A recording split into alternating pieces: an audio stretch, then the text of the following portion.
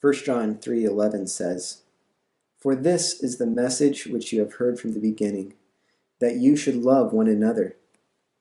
When Jesus was tested by the religious people of his day, they asked him what the greatest commandment was. Do you know what he answered? He said, "You shall love the Lord your God with all your heart, with all your soul, with all your mind. This is the great and foremost commandment, and the second is like it. You shall love your neighbor as yourself." This was also part of the law given to Moses in the book of Deuteronomy, and even seen in creation. God made all things and called them good. He made Adam and Eve in his own likeness.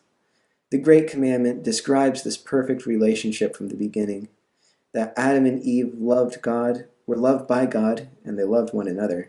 In the first 10 verses, we've looked at man's relationship with God. And in verse 10, we saw this theme open to include loving our brother. Obeying God's law is not only a personal hope, something I do on my own with the eager expectation of Christ's coming to bring ultimate purity and peace. Obeying God's law is also a community practice.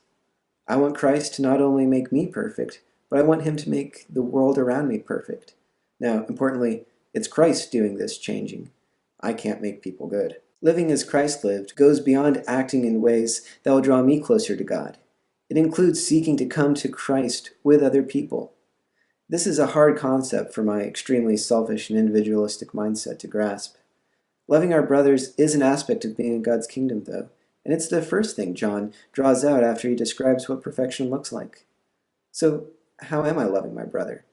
Do I share my hope with those around me, or am I keeping it for myself?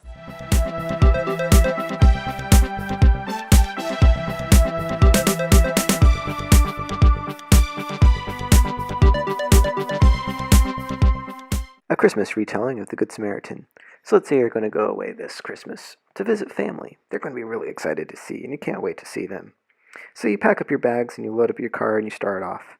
About halfway there, you realize you're about out of gas or petrol. You're on E. So you pull over and you take a look at your wallet and find to your horror that you forgot your cash and you left your credit card at home.